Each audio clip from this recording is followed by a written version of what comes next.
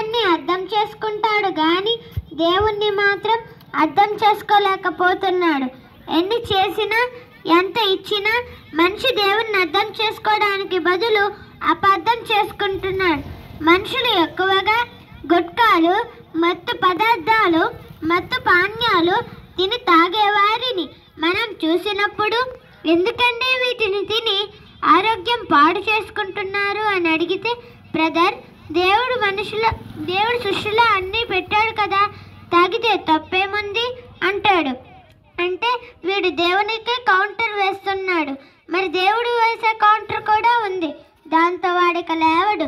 అది ఎలా ఉంటుందంటే, నాయన సృష్టిలో జీడిపప్పు పెట్టాను, గన్నేరు పప్పు పెట్టాను, మరి జీడిపప్పు ఎందుకు తింటున్నావు, గన్నేరు పప్పు ఎందుకు తినడం లేదు అని దేవుడు అడిగితే వాడేమైపోతాడండి?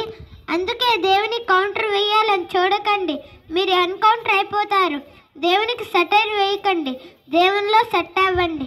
దేవుడు మీ మంచి కోరాడు కనుకనే మంచి ఆహారం తీసుకొని అంటున్నా, దేవుని మాట వినకున్నా దేవుణ్ణి అపార్థం చేసుకుంటున్నావు.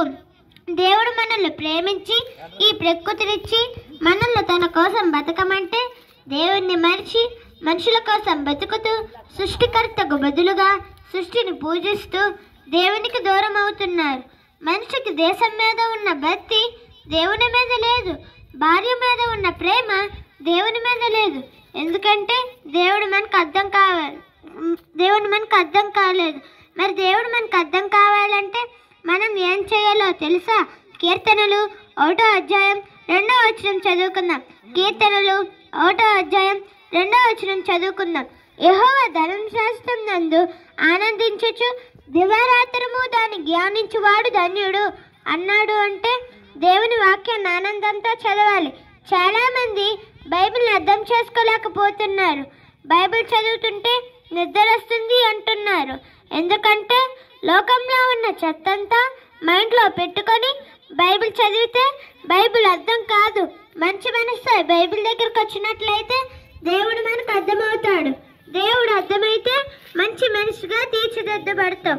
కాబట్టి బైబిల్ని సరైన రీతిలో చదివి సరైన వాక్యాన్ని దేవుణ్ణి అర్థం చేసుకొని మీ జీవితాన్ని సెట్ చేసుకోవాలని కోరుకుంటున్నాను. అందరికీ వందనాలు.